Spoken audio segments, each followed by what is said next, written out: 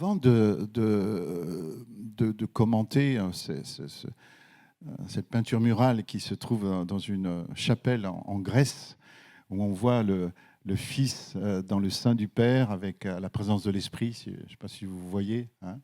C'est bien sûr une peinture naïve avec des couleurs pastel, c'est assez magnifique, hein. Je voudrais que l'on réalise certaines choses concernant Jésus, justement, que nul ne connaît qui est le Père si ce n'est le Fils et celui à qui le Fils veut le révéler.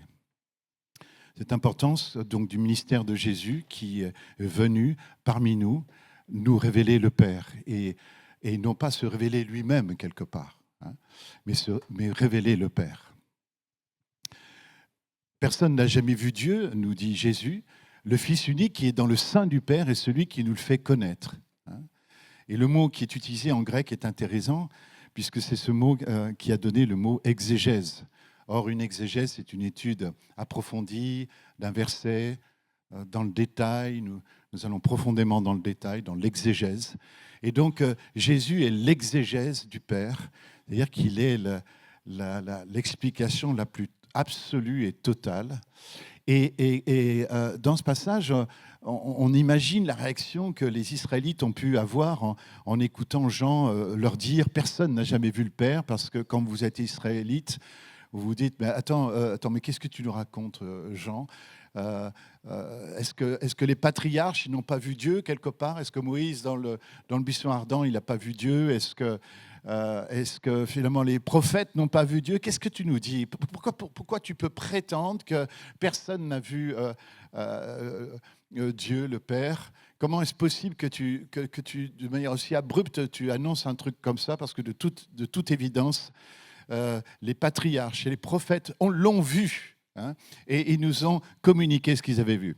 Et je pense que ce que Jésus veut dire ici, ce que Jean veut dire ici, le disciple Yohanan veut dire ici, c'est que personne n'a vu le Père comme Jésus l'a vu. Pour une raison très simple, c'est que tous les patriarches et tous les prophètes ont vu toujours Dieu à distance, de l'extérieur.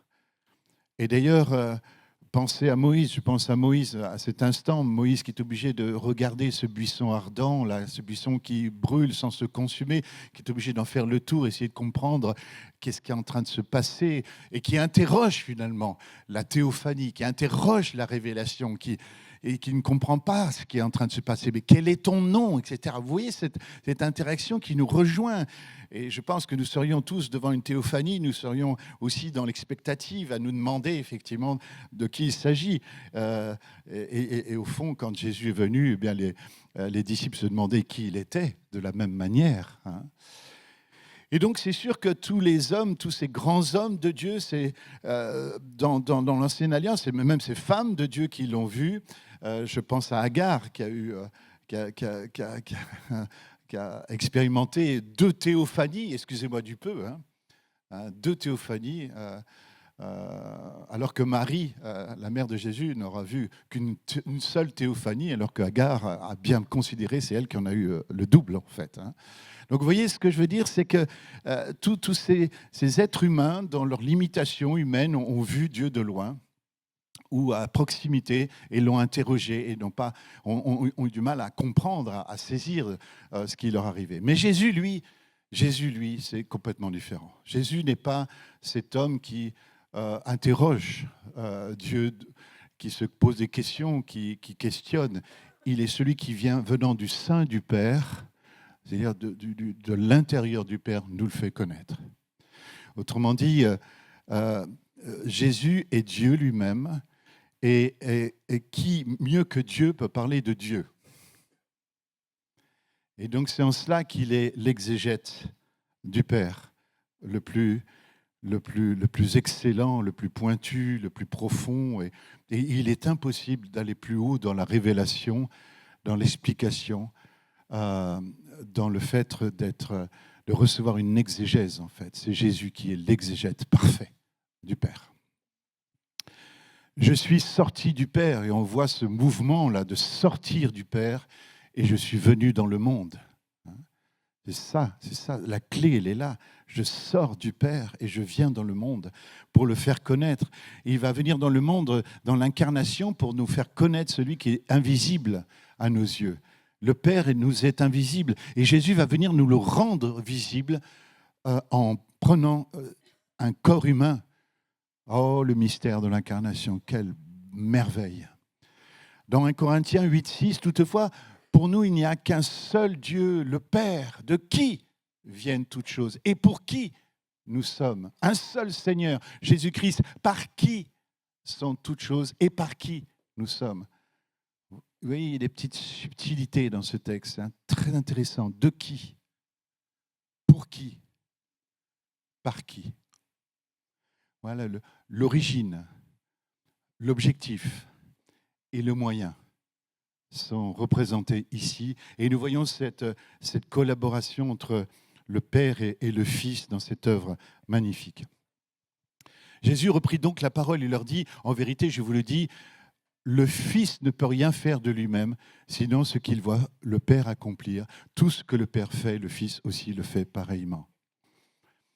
Et ici, nous sommes dans quelque chose qui est vraiment extraordinaire, c'est que en aucune manière, Jésus serait une sorte d'original qui ferait exactement ce qu'il veut parce qu'il est Dieu. Et ici, nous voyons que, en fait, Jésus ne peut rien faire. Il y a même une impossibilité qu'il reconnaît et qu'il met en avant ici de ne rien faire les choses de lui-même. Alors, je pense que ça vient de son incarnation, clairement, mais pas seulement. Il y a une volonté derrière. Je ne peux rien faire parce que ça serait contraire à ma mission aussi. Il y a aussi cette volonté divine de ne rien faire de lui-même. Non pas que ça lui est une impossibilité divine, puisqu'il est Dieu aussi dans la Trinité, mais c'est quelque chose dans lequel il s'interdit totalement, si ce non ce qu'il voit le Père accomplir. Donc le Fils se limite littéralement dans le fait de n'accomplir que ce qu'il voit le Père accomplir. Tout ce le Père fait, le Fils aussi le fait pareillement. Et vous savez, je ne sais pas si le verset sera ici, mais dans Jean 1, 17, il est dit que... dans Jean 1, au verset 1 et 2, hein, quand il est dit, et le Fils, la parole était auprès de Dieu, la parole était Dieu, la parole était auprès de Dieu. C'est terrible, mais la traduction est d'une faiblesse incroyable. C'est-à-dire, c'est ça le problème des traductions, c'est que dans le texte original, l'idée que le Fils est auprès du Père, c'est plutôt l'idée d'un face-à-face dynamique. Parce qu'on peut être auprès de quelqu'un de manière très passive, vous comprenez? Quelqu'un viendrait à côté de moi, il y a même d'autres et le Père était et le Fils était à côté, la parole était à côté de Dieu le Père. Ouais, c'est comme si c'était une localisation géographique quelque part dans l'espace, mais ça va beaucoup plus loin que ça. Il y a des traductions même américaines qui parlent d'un vis-à-vis dynamique entre le Père et le Fils, et que tout ce qui a été fait dans le monde a été fait à cause de cette relation entre le Père et le Fils, dans ce vis-à-vis dynamique, dans cette relation. Et nous sommes, et chacun d'entre vous ici, vous êtes les fruits de cet amour. La Trinité est amour, et un amour fait forcément des enfants. Quand l'amour est vraiment là, l'amour se manifeste dans l'enfantement. Et nous sommes les enfants de cette Trinité. Nous sommes le débordement de cet amour. L'amour ne peut pas être contenu entre trois personnes. Il a débordé dans l'humanité. Et vous êtes l'expression de cet amour. Peut-être que ton père, ta mère ne t'a pas désiré, mais la Trinité t'a profondément désiré. Tu es sur la terre parce que tu es un fils. Tu es un fille de destinée. Tu es né avec une chanson. Il y a un air qui est en toi.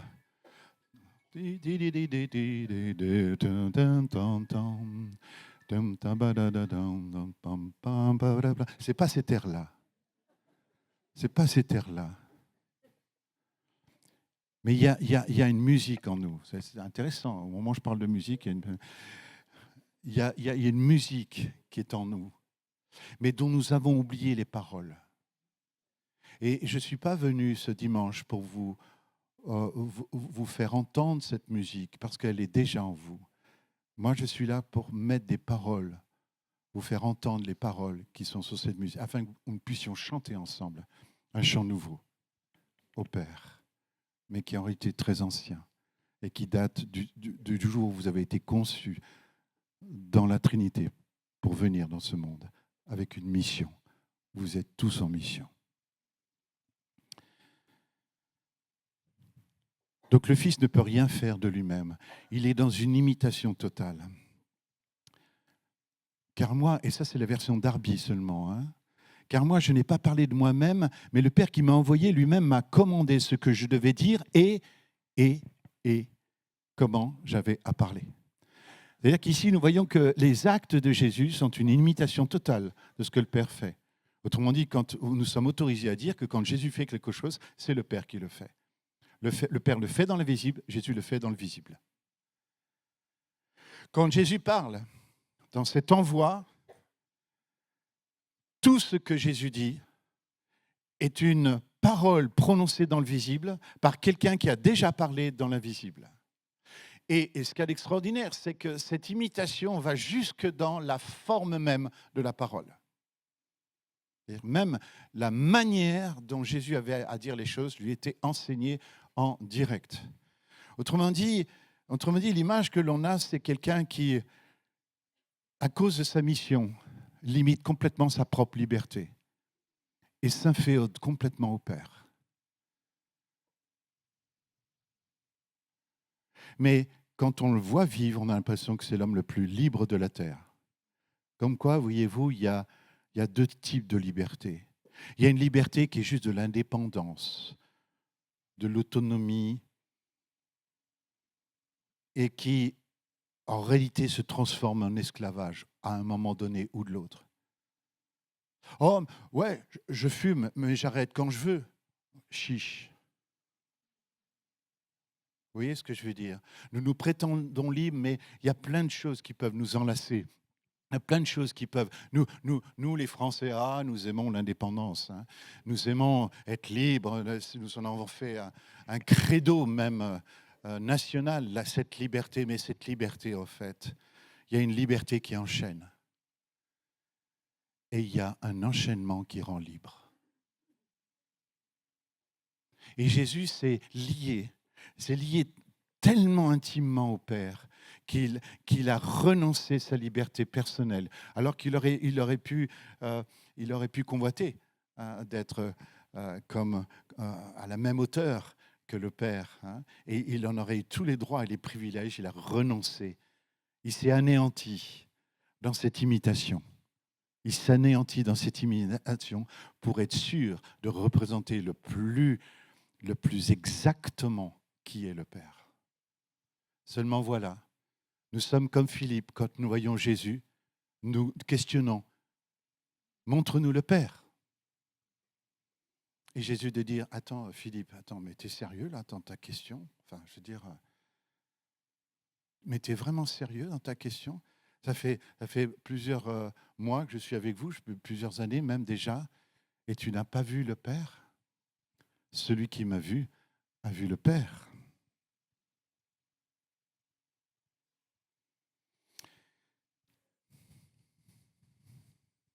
Je connais deux jeunes gens.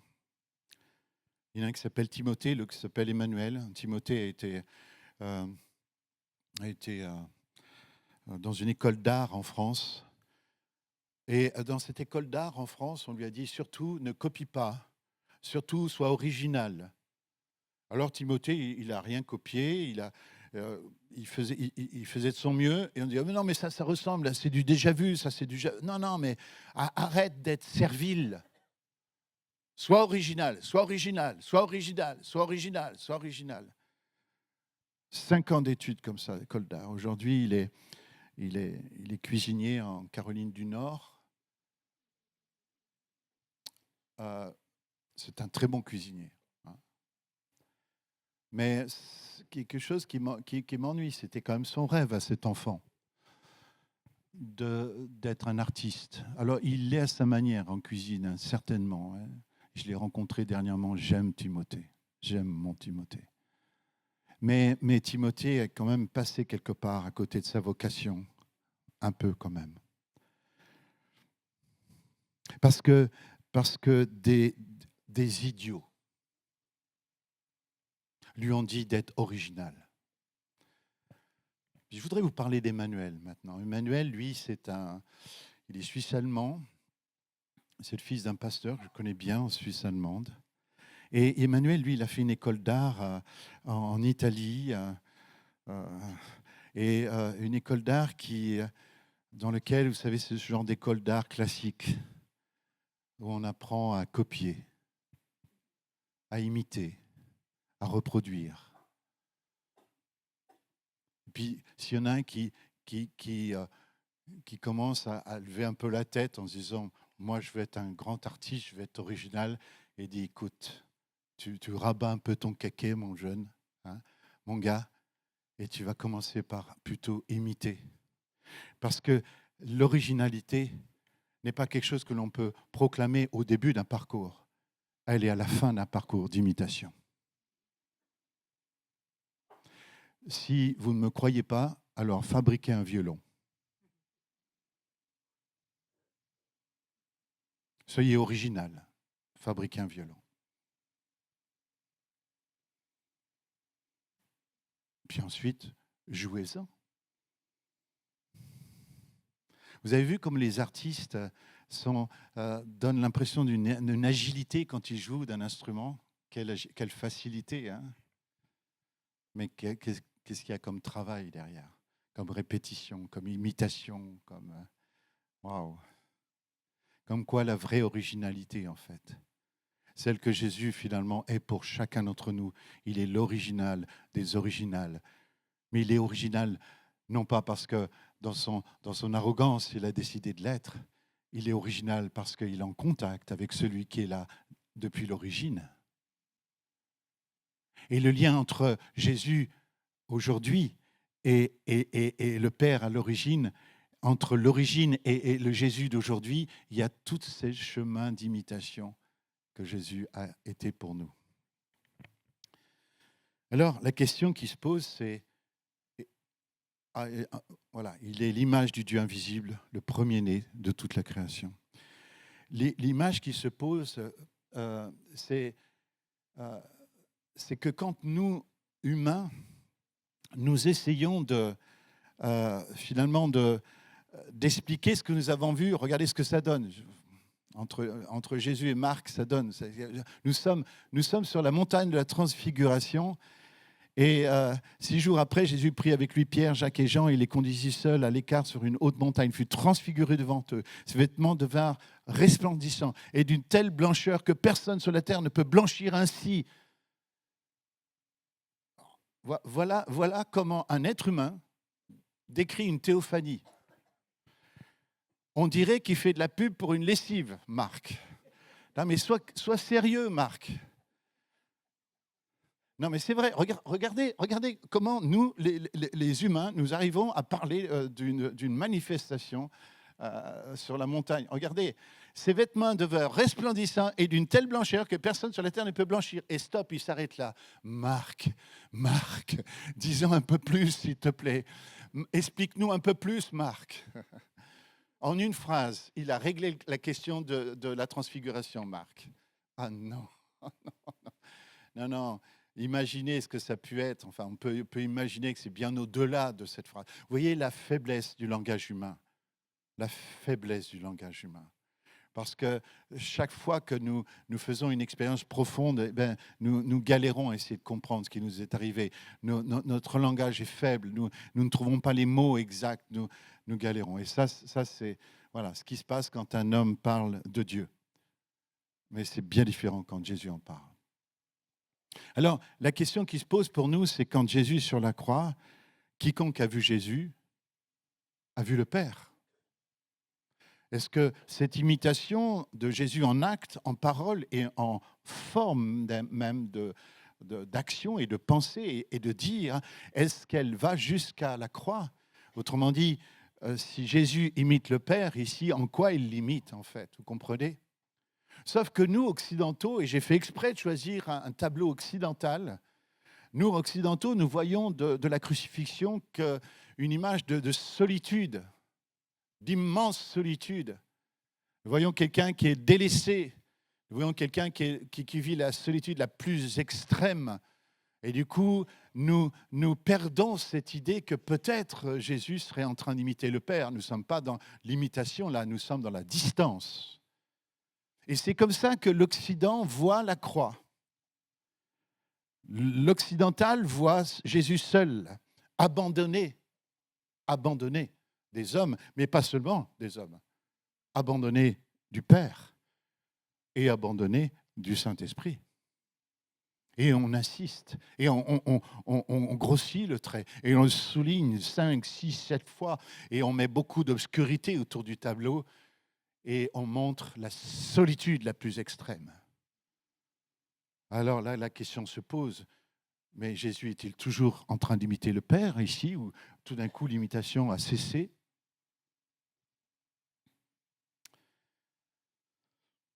Et du coup, la question qui se pose, c'est celle-ci. Certainement, lui a porté nos langueurs et s'est chargé de nos douleurs, et nous l'avons estimé, battu, frappé de Dieu et affligé.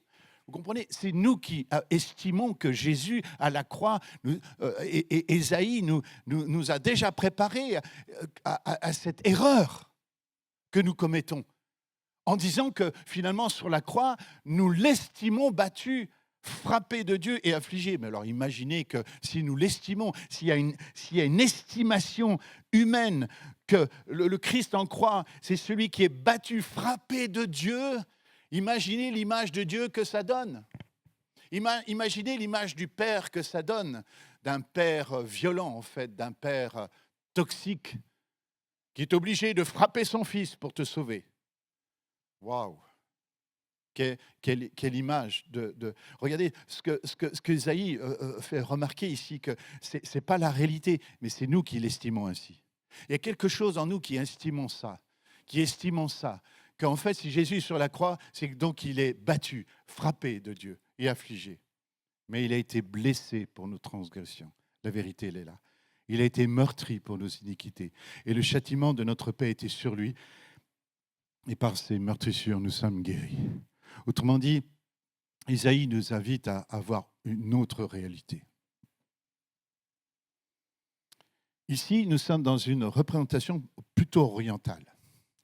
Quand je parle d'Orient, je ne parle pas de l'Asie, je parle du Moyen-Orient, du monde oriental, du monde sémitique, si vous voulez. Et là, ce que nous voyons, à la différence de la représentation occidentale, nous voyons le Fils crucifié et nous voyons le Père présent.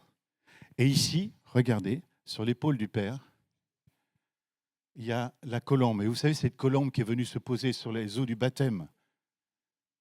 Cette colombe qui vient se poser sur le Christ au moment de son baptême. Cette colombe, en fait, qui nous fait penser au nouvel Adam, à la nouvelle humanité, parce que vous savez qu'à la fin, à la fin du déluge, lorsque l'oiseau est parti, la colombe, elle est plus jamais revenue, parce qu'elle a pu se poser sur la terre sèche, sur une nouvelle création. Eh bien, au baptême, il y a une colombe qui vient se poser aussi sur Jésus, montrant que c'est lui, la nouvelle création. Et nous participons de cette nouvelle création. Nous participons de cette nouvelle recréation. Et voilà, ça c'est une image. Alors c'est un Italien, donc il n'appartient pas à ce monde-là pourtant, mais c'est lui qui représente le mieux en fait comment l'oriental voit la croix. En aucune manière l'oriental ne voit Jésus seul.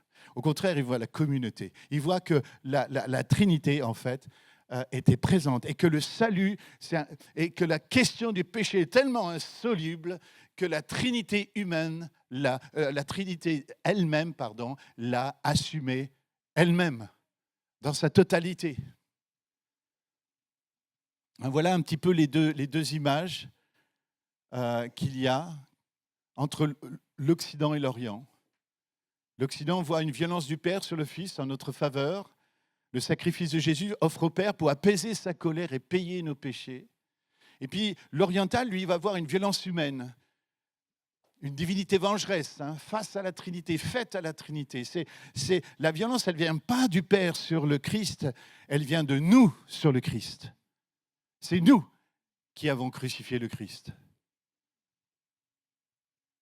C'est l'expiation de la Trinité en Jésus qui la rend visible. Autrement dit, Jésus est la face visible d'une réalité invisible, même encore à la croix. Et c'est comme ça que l'oriental voit la croix, comme étant Jésus étant la tête de proue d'une réalité. Il est là pour être l'image visible du Dieu invisible, de la Trinité invisible. Autrement dit, dans cette Trinité, il n'y a qu'une personne qui est visible à ce moment-là. Et sur la croix, c'est qu'elle que nous voyons. Mais le fait que nous voyons qu'elle n'obère pas et n'empêche pas l'idée que le Père et le Fils soient bien présents. Alors maintenant, il faudrait voir ce que dit l'Écriture. Est-ce que cette vision orientale, elle a un peu de sens? Est-ce qu'on peut trouver dans l'Écriture quelque chose qui la soutient? En effet, Dieu était en Christ, il réconciliait le monde avec lui-même en ne chargeant pas les hommes de leurs fautes. Il a mis en nous la parole de la réconciliation. Où était Dieu? Il était en Christ. 2 Corinthiens 5, 19. Hébreux 9, 14, si tel est le cas, le sang du Christ qui s'est offert lui-même à Dieu par l'Esprit, il s'offre à Dieu dans l'imitation.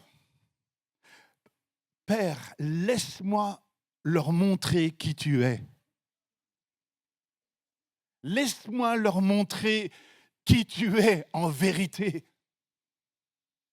Laisse-moi leur montrer que tu n'es pas le Dieu de violence, que tu n'es pas le Dieu de colère. Laisse-moi leur montrer que tu es venu et que tu m'as envoyé pour ça, pour montrer qui tu es, toi. Pas que je sois montré pour qui je suis, moi. Je suis venu dans le monde afin qu'ils voient qui tu es en esprit et en vérité. Et l'heure est venue, elle est déjà venue, que ceux qui l'adorent, l'adoreront en esprit et en vérité. Et il s'est offert lui-même à Dieu par l'Esprit éternel. Autrement dit, vous voyez, Dieu était en Christ et Christ s'est offert lui-même à Dieu par l'Esprit éternel. Vous voyez, il faut combiner, il faut tricoter ces deux versets ensemble et on a une image en fait de ce qui était à la croix. Nous voyons dans l'invisible, pas que le visible, nous voyons dans l'invisible. Il nous faut voir le visible comme étant le reflet de quelque chose d'invisible. Et justement, je voudrais maintenant que nous montions à Morija pour voir si ça a déjà été annoncé. Et vous savez qu'après ces choses, Elohim éprouva Abraham et lui dit « Abraham ». Et Abraham dit « Me voici ». Nous sommes à un moment donné où Abraham a déjà été beaucoup éprouvé par l'Éternel, par Elohim justement. Il est en train de former un homme qui vient du paganisme. Vraiment, c'est un grand païen quand Dieu trouve Abraham. Il vient, le propre père d'Abraham, c'est ce que disent les écrits juifs, était un fabricant d'idoles. Et donc Abraham a été formé comme ça dans une culture complètement. Et donc ce que le Seigneur fait avec Abraham, et il le fait aussi avec nous, c'est avant de construire, il faut que le Seigneur déconstruise. Oh, qu'est-ce que nous n'aimons pas la déconstruction. Ça fait un petit peu bobo, la déconstruction. Nous avons besoin de cette déconstruction. Le Père est un déconstructionniste pour être ensuite un reconstructionniste avec nous. Mais la partie déconstruction, c'est la chose la moins cool. Est-ce que vous êtes avec moi? Ouais. Vous avez remarqué déjà, je crois. On partage la même humanité, n'est-ce pas? La même fraternité, on a tous remarqué que ça. La partie déconstruction est pas cool, est pas agréable. Mais quand Dieu reconstruit, ça c'est magnifique, c'est glorieux, et ça tient la route, et ça devient inébranlable. Mais le Seigneur ne veut pas bâtir des choses inébranlables sur des choses qui sont branlantes. Comprenez ce que je veux dire? Donc il enlève ce qui est branlant, il le déconstruit ce qui est branlant pour construire des fondements, sur des fondements bien plus solides, quelque chose qui sera inébranlable. Et on a besoin d'être inébranlable. Croyez pas? J'aime votre enthousiasme.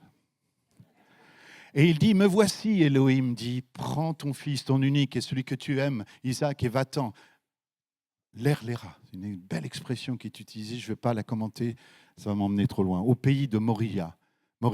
Et là, offre-le en holocauste sur des montagnes que je te dirai. Autrement dit, la manière dont Elohim parle, il parle comme un Dieu païen. Clairement, il parle comme un Dieu païen. Il parle comme un Dieu païen parce que les représentations d'Abraham, elles sont païennes encore à ce moment-là. Il y a quelque chose qui n'a pas encore été complètement déconstruit en Abraham, et ce sera la dernière épreuve que Abraham va vivre, et qui va déconstruire l'image même de qui est Dieu. Autrement dit, Dieu est qui? Celui qui réclame le sacrifice, ou est-ce qu'il est le sacrifice lui-même? La question fondamentale, elle est posée là. Est-ce qu'il est le Dieu qui réclame le sacrifice pour apaiser sa colère et qui pourrait même réclamer ce que tu as de plus précieux dans ta vie? Ou est-ce qu'au contraire, il est celui qui sauve ce que tu as de plus précieux, mais en s'offrant lui-même en sacrifice? La question, elle est là. Or ici, le Seigneur assume totalement une parole de Dieu païen pour aller rencontrer le Dieu païen, la représentation païenne qui est dans Abraham. Parce que pour faire tomber cette représentation païenne, pour la déconstruire, eh bien, le Seigneur va conduire Abraham jusqu'au bout de sa représentation. Et quand il ira jusqu'au bout de sa représentation et qu'elle sera bien mûre, cette représentation, tout d'un coup, elle va tomber comme un fruit blé. Vous savez, il y a des séductions, nous, que nous ne voyons pas, jusqu'à ce que le Seigneur la prenne et la pousse à son maximum. Et tout d'un coup, quand nous voyons l'inanité de nos illusions, les illusions tombent et nous le voyons tel qu'il est en réalité. Nous n'échappons pas à ce processus et n'essayez pas d'y échapper. Laissez vos illusions, des fois, nos illusions, le seul moyen qu'elles tombent, c'est qu'elles fleurissent, elles produisent un fruit. Et quand nous sommes en face du désastre, disons, waouh, moi qui m'attachais à ça, j'ai cru que c'était vrai et je vois que c'est une inanité totale. C'est quelque chose qui n'a pas de réalité et ça tombe de soi. Abraham se leva de bon matin et bâta son âne et prit avec lui deux de ses jeunes hommes. Et Isaac, son fils, fendit le bois pour l'holocauste.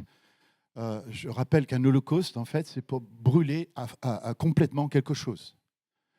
Quand vous brûlez un animal qui vient juste d'être tué, je ne sais pas si vous imaginez, un corps, quel qu'il soit, est composé à peu près de 80% d'eau. Vous ne pouvez pas juste faire un petit barbecue, vous voyez ce que je veux dire, quoi. Vous devez y aller fort en termes de température et puis alimenter le feu, alimenter. Ce que je suis en train de vous dire tout simplement, c'est que la masse de bois n'est certainement pas ce petit fagot qui l'emmène sur le dos. C'est une image qui est complètement naïve, ça. Ça devait être bien plus lourd, bien plus volumineux en termes de bois pour faire brûler un holocauste. Totalement.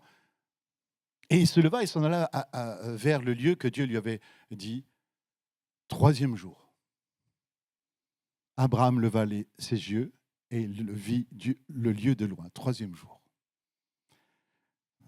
Un écho avec le troisième jour de la résurrection.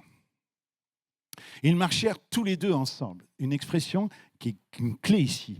Au verset 6, ils marchèrent tous les deux ensemble. Comment deux hommes marcheront-ils ensemble s'ils ne se sont pas mis d'accord? Autrement dit, ce qui veut dire, c'est qu'il y a entre Abraham et Isaac à ce moment-là un vis-à-vis dynamique. Est-ce que ça vous rappelle quelque chose? Jean 1, dans le prologue, la parole était auprès de Dieu. Elle était Dieu.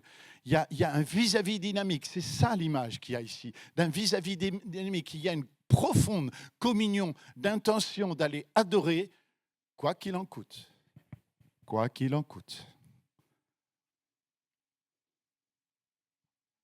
Et alors Isaac s'adressa à son père Abraham en disant, « Mon père ?» Et il répondit, « Me voici, mon fils. » Isaac reprit, « Voici le feu, le bois, mais où se trouve l'agneau pour l'Holocauste ?» Bonne question. Ils sont dans une communauté d'intention d'aller adorer. Il a remarqué le bois, bien sûr, puisque c'est lui qui le porte. Il a remarqué le feu. Sans doute, il a vu le couteau, mais où est l'agneau? Et Abraham répondit. Et voici ce qui est écrit en hébreu. Je vous ai traduit le verset en hébreu tel qu'il se présente dans l'ordre même des mots. Vous allez voir, c'est quand même quelque chose. Elohim verra pour lui, ou c'est l'idée de pourvoir, mais de voir aussi. Dans le mot yireh, dans le verbe yireh, il y a un versant, bien sûr, tout à fait matérialiste de la traduction, c'est pourvoir. Mais il y a un versant aussi symbolique. Souvent, c'est souvent comme ça dans les langues anciennes. Tu as toujours le choix entre une traduction littérale, assez matérialiste, puis une traduction symbolique, en fait. La traduction littérale, c'est pourvoira, matérialiste. La traduction symbolique, c'est pourvoir. Elohim verra pour lui. Donc l'idée de voir pour lui-même, de se montrer lui-même, de révéler. L'agneau pour l'Holocauste, et regardez où apparaît mon fils, il apparaît à la fin. Alors je le relis, je ne sais pas si ça fait clic en vous, je le relis. Abraham répondit, Elohim verra pour lui l'agneau pour l'Holocauste, mon fils. Coucou. Est-ce que vous voyez ce que je veux dire? Votre enthousiasme est tellement communicant que j'en doute un petit peu. Levez la main si vous voyez ce que je veux dire. Ah, c'est-à-dire, imaginons, parce qu'il n'y a pas de ponctualité, vous savez, de ponctuation, pardon, pas de ponctuation. Imaginons que vous mettez 2 points là. L'agneau pour l'Holocauste, 2 points, ou même le chiffre mathématique égal, mon fils.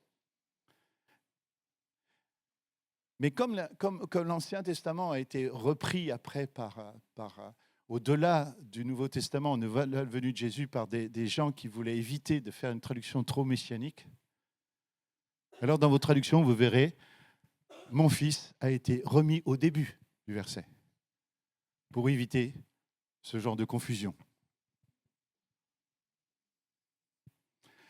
L'agneau.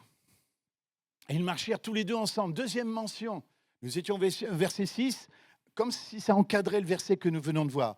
Ils marchèrent ensemble. Ils marchèrent ensemble.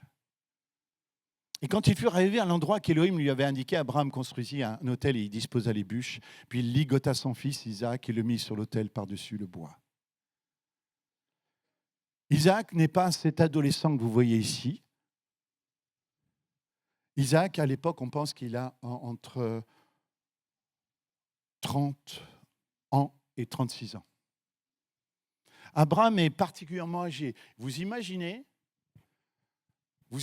comment ça peut se passer? C'est-à-dire qu'en fait, ce verset laisse supposer quelque chose. Puis il ligota son fils Isaac et le mit sur l'autel par-dessus. Ça a l'air super facile de ligoter un gars qui est en train de réaliser qu'il va mourir, quoi. Ça a l'air super simple, quoi. En un verset, c'est réglé. Est-ce que, honnêtement, le gars de 30 ans pouvait en coller une à son père? Qui est-ce qui pense ça? C'est tout à fait évident. Il pouvait en coller une à son père et c'est le père qui se serait retrouvé sur l'autel. Qui est-ce qui pense ça aussi? Okay. Sauf qu'ici, ce n'est pas ce qui se passe. Nous voyons clairement que le Fils consent, et ça c'est une image du Christ dans sa relation avec son Père. Nous avons une image du Christ en relation avec son Père. C'est qu'il aurait pu dire non.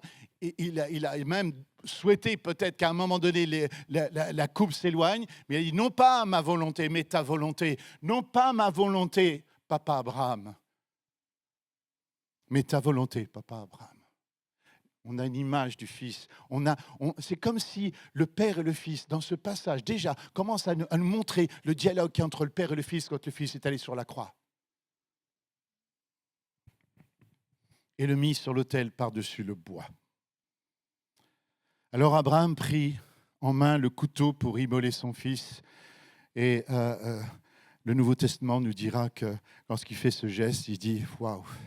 Imaginez un père qui fait ce geste, surtout qu'un fils qui consent à être là. Il n'y a qu'un père, hein. Il n'y a qu'un père qui peut comprendre de l'intérieur ça.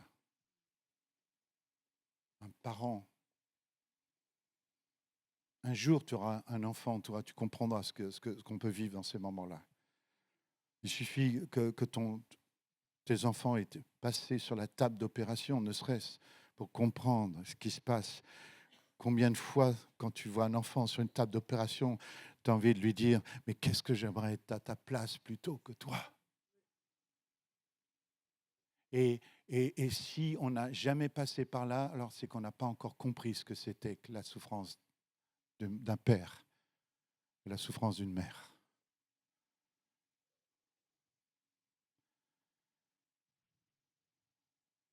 Et le Nouveau Testament nous dit qu'Abraham, à ce moment-là, il était dans l'espérance que, quand bien même il mettrait fin à la vie de son fils, ben, Dieu avait le pouvoir de le ressusciter. Parce que nous sommes dans la dernière épreuve. Et Abraham a appris à faire confiance à l'Éternel. Il sait que l'Éternel, des fois, demande des choses bizarres, mais il est toujours fidèle. Toujours fidèle. Toujours fidèle. Je suis la résurrection, et on l'a entendu ce matin. Hein? Je ne suis pas seulement celui qui ressuscite, je suis la résurrection. C'est par la foi qu'Abraham offrit Isaac et lui dit, lui à qui il avait été dit, en Isaac sera nommé pour lui une descendance, pensant que Dieu est puissant, même pour ressusciter d'entre les morts, aussi le recouvra-t-il par une sorte de résurrection. À ce moment-là, l'ange de Yahvé lui cria du haut du ciel, « Abraham, Abraham, me voici, répondit-il. » L'ange reprit, « Ne porte pas la main sur le garçon, ne lui fais pas de mal, car maintenant je sais que tu crains Yir. » Que tu crains, c'est un jeu de mots avec Yiré, pour voir. Yira, Yiré. Elohim, puisque tu ne m'as pas refusé ton fils unique. Et là, on a quelque chose de vraiment incroyable. Abraham leva les yeux et vit derrière lui. C'est vraiment, vous savez, je crois que aucun humain ne peut lever les yeux et voir derrière lui. Alors, à moins d'avoir une souplesse gymnique, et je pense peut-être qu'il y a un jeune qui pourrait me faire ça. Est-ce qu'il y a un jeune qui peut venir me faire ça devant? Tu lèves la tête et tu regardes derrière toi. Il y a quelqu'un qui veut relever le défi? Ne vous bousculez pas tous, s'il vous plaît. Hein? Et que personne n'essaye pour la première fois parce qu'on ne voudrait pas avoir un problème ce matin, n'est-ce pas? Donc, est-ce qu'il y en a qui savent faire ça? Il n'y a pas beaucoup de monde. Hein? OK. Mais par contre, les chiens, si vous avez remarqué, les chiens, ils savent tous faire ça. Un chien est capable de mettre sa tête comme ça sur son dos et de regarder en arrière. Donc, c'est quand même incroyable. Autrement dit, qu'est-ce que ça veut dire? C'est magnifique ce que ça veut dire, magnifique. C'est-à-dire qu'en fait, si tu lèves tes yeux, ça parle de la révélation. J'élève les yeux vers les montagnes d'où me viendra le secours. Le secours me vient de Dieu qui a fait les cieux et la terre. Lève les yeux. La révélation. J'élève mes yeux au-delà de mon paradigme de païen. Je lève mes yeux au-delà de ce que je connais, de ce que je savais jusqu'à présent. Je lève mes yeux. Et du coup, quand je vois quelque chose, pour voir, quand je lève mes yeux et que je vois, pour voir ce qu'il y a, je suis obligé de faire un retournement sur moi-même. Et ce retournement, c'est le retournement de la repentance, la métanoïa, le changement de pensée. Et c'est là où le paradigme païen d'Abraham va tomber. Va tomber. Et il voit quoi derrière lui? Eh bien, forcément, l'agneau, n'est-ce pas? Ben si. Souvenez-vous ce que Isaac a dit, papa, il est où l'agneau? Et t'inquiète pas, fils, Dieu va pourvoir l'agneau. On a déjà parlé 2 fois de l'agneau, donc forcément, on s'attend à voir un agneau. Et Abraham, votre père, a tressailli de joie de ce qu'il verrait mon jour, et il l'a vu, et il s'est réjoui. Et qu'est-ce qu'a vu Abraham? Un bélier. Autrement dit, Jésus, en racontant cette histoire, nous dit, c'est lui qui il m'a vu moi. Mais attends, Jésus, pourquoi tu peux dire qu'Abraham t'a vu en ce moment-là et s'est réjoui? Parce que vous imaginez, quand Abraham était sur le point de tuer son fils et que finalement le ciel lui offre une alternative, quelle joie! Il a tressailli de joie en voyant mon jour. Mais le jour là, le jour de Jésus, n'est pas représenté parce qu'on s'attendait à voir. On s'attendait à voir qui? Un agneau. Or ici, nous voyons un bélier retenu dans les cornes dans un buisson. Ça nous parle d'enchevêtrement. Il alla prendre le bélier et l'offrir en holocauste à la place de son fils. Un truc comme ça, un animal comme ça vaut plus de 100 kilos. Et là, on a l'impression d'une liberté, d'une facilité. Il alla prendre comme ça, comme si on va faire ses courses comme ça. On va prendre un bélier. Ouais, bah attends, un bélier qui est pris dans ces... On m'a envoyé une vidéo, tiens, parce que des gens m'ont entendu parler de ça.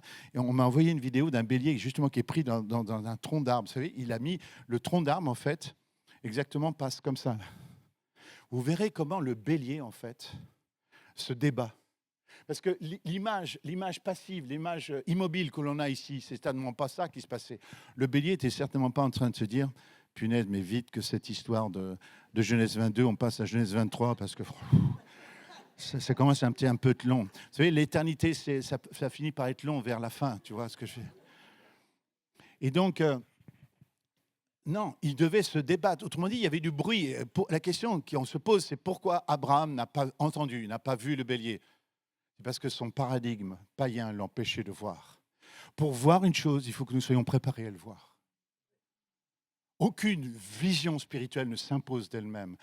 Le Seigneur est obligé de nous préparer. Il y en a parmi nous qui aimeraient voir plus de choses de Dieu, mais nous avons besoin d'une préparation intérieure. Il n'y a pas de vision sans préparation intérieure. Il faut que Dieu change, il faut que Dieu déconstruise en nous pour construire une vision. C'est un photographe qui m'a dit ça. Pierre, un photographe, ce n'est pas celui qui appuie sur le bouton, c'est celui qui apprend à regarder. C'est la différence entre un photographe et un artiste. Un artiste, il apprend à regarder, il a appris à regarder. Et quand il apprend à regarder, il sait quand appuyer sur... vous voyez ce que je veux dire? Mais ce n'est pas parce que tu as un appareil photo à 10 000 euros que ça fait de toi un artiste. Tu vois ce que je veux dire? C'est que tu as beau avoir la Bible, en gros, si tu n'as pas appris à voir, tu vas voir très peu de choses. Il faut que Dieu déconstruise et reconstruise nos vies afin que nous voyions comme lui voit le monde. Donc il faisait du bruit, il se débattait et il l'offrit en holocauste. Je suppose qu'Isaac est venu lui donner un coup de main parce qu'il a fallu déjà le tuer, l'animal. Il a fallu s'approcher un petit peu. Ça devait être assez périlleux de s'approcher. Mais il y avait une telle joie et une telle jubilation à l'idée que Dieu avait pourvu à l'animal.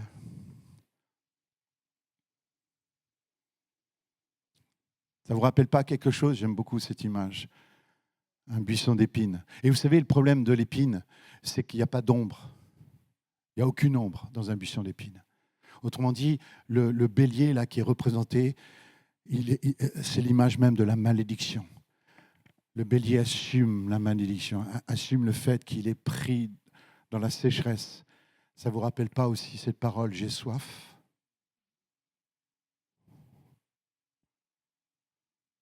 Or, qu'est-ce qu'un bélier? Si vous prenez un agneau et que vous le castrez, vous aurez un mouton. Si vous ne le castrez pas, il va devenir un bélier. Autrement dit, est-ce que le bélier, c'est Jésus? Oui, mais c'est aussi le Père. Puisque le bélier, c'est le père de l'agneau. Autrement dit, l'agneau, il viendra, mais en Exode, c'est au moment de la Pâque, et nous allons bientôt fêter la Pâque. L'agneau de la Pâque, nous allons le fêter. Mais avant de fêter l'agneau de la Pâque, le Seigneur voulait montrer quelque chose à notre humanité, à tous. C'est que si l'agneau allait venir, c'était pour représenter qui était le bélier. Mais le bélier est venu premièrement. Et l'agneau va venir le rendre visible de plus en plus dans l'histoire de l'Écriture, jusqu'à venir mourir sur une croix. Et ça, c'est le chauffard. Et vous savez que le chauffard, c'est une corne de bélier, justement.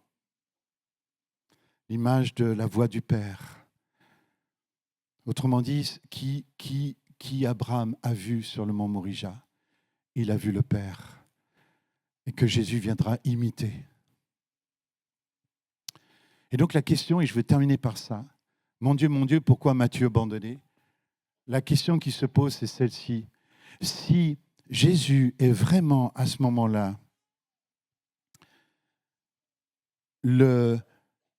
celui qui nous rend visible le Père, alors pourquoi dit-il, mon Dieu, pourquoi m'as-tu abandonné? Et on va terminer ce message en expliquant ce verset. Je voudrais que vous remarquiez une chose. Regardez, il dit mon Dieu, ici, alors qu'ici, il dit Père.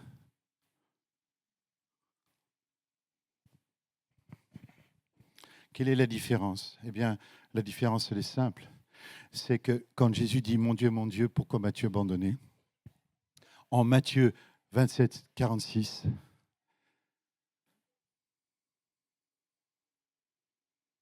il cite le psaume 22, dans lequel il y est écrit mon Dieu, pourquoi m'as-tu abandonné? C'est-à-dire qu'en fait, ce cri que Jésus pousse n'est pas pour nous dire qu'il a été abandonné, il nous dit allez lire le psaume 22. Et j'aimerais que cette journée ne se termine pas pour vous sans que vous soyez allez vous-même vérifier ce que j'avance. Allez vérifier vous-même, allez sonder l'Écriture et allez voir. Et regardez comment il est fait ce psaume 22. Mon Dieu, pourquoi m'as-tu abandonné? Et regardez au verset 22, justement, psaume 22, verset 2, et tout d'un coup, 22, tu m'as répondu. J'annoncerai à mes frères, je te célébrerai au milieu de l'assemblée. Mais jusqu'à ce psaume-là, nous sommes dans une sorte de déprofondis. Nous voyons un homme délaissé, méprisé, et nous avons une description en fait de la crucifixion. Nous avons une longue descente. Et tout d'un coup, il y a un renversement là. Il y a un renversement total dans le psaume, et tout d'un coup, ça devient un chant de louange, la résurrection. Il y a quelqu'un qui va dans la mort et qui ressuscite derrière. C'est exactement la structure du psaume 22, c'est extraordinaire. Et regardez comment se termine le psaume 22. Leur descendance le servira, on parlera du Seigneur à la génération future, et quand elle viendra, elle annoncera sa justice, elle annoncera son œuvre au peuple à naître. Ou, comme le dit la nouvelle édition de Genève, le peuple nouveau-né. Alléluia. Et ici, vous avez dans les versets en orange, celui que le peuple méprise, tous ceux qui me voient se moquent de moi, ils ricanent, ils hochent la tête. Recommande ton sort à l'Éternel, l'Éternel te sauvera, il te délivrera puisqu'il t'aime. Ouais, ces moqueries, même les moqueries de Jésus que Jésus a fait face à la croix ont été prophétisées 1000 ans avant, parce que ce psaume a été écrit 1000 ans avant la crucifixion. De nombreux taureaux sont autour de moi, des taureaux de Basan en cercle. On voit toutes les autorités qui sont là, qui sont des autorités humaines, mais des autorités aussi de ténèbres. Mes forces s'en vont comme l'eau qui s'écoule, et tous mes os se disloquent. Mon cœur est comme de la cire, il se liquéfie au fond de moi. Souvenez-vous du coup de lance. Ma force se dessèche comme l'argile, et ma langue s'attache à mon palais. J'ai soif. Ils ont percé mes mains et mes pieds. Je pourrais compter tous mes os. Ils ont percé mes mains et mes pieds. Un psaume écrit 1000 ans avant la crucifixion décrit la crucifixion avec énormément de détails.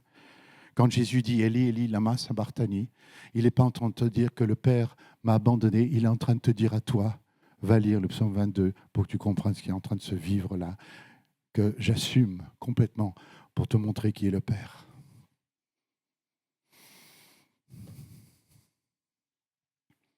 Et je voudrais terminer. Je promets que je termine. Pasteur. Abraham retourna vers ses serviteurs. Ils se levèrent et partirent ensemble à Beersheba. Abraham s'établit à Beersheba. Ce qui me marque, vous savez, ça c'est juste à la fin on est dans Genèse 22. Hein. Abraham vient d'offrir en holocauste donc un bélier. Il a dû en falloir du bois hein, pour le brûler, le bélier. Hein. Le consumer entièrement. Je suppose que tout père comprendra ce que je vais dire maintenant. Il est tellement soulagé que son fils ait eu la vie sauve, qu'il y a quelque part, à un moment donné, il a envie de tourner le dos à ce qui vient de se passer. Alors il descend, mais il descend seul de la montagne. La question pourrait se poser, mais alors Isaac, t'es où? Moi, je suppose que quand Abraham a dit, fils, on y va, Isaac a dit, écoute papa, ce que je viens de vivre était un petit peu traumatisant. J'ai pas de trauma, j'ai pas de syndrome de trauma post-traumatique, mais je suppose que quand Isaac a répondu avec hésitation à son père, je pense qu'à un moment donné, Isaac il a dit, attends papa, toi tu peux marcher là, mais moi je suis scié là, je suis scié. Je t'en veux pas papa, je t'en veux absolument pas, parce que je suis monté adorer avec toi. Et je savais que j'irais jusqu'au bout de l'adoration. Mais laisse-moi regarder les braises. Laisse-moi contempler qui est le Père. Laisse-moi contempler ce qu'est un Père en vérité. Je n'avais pas compris qui était le Père. Alors, je ne peux pas juste descendre, passer à la suite.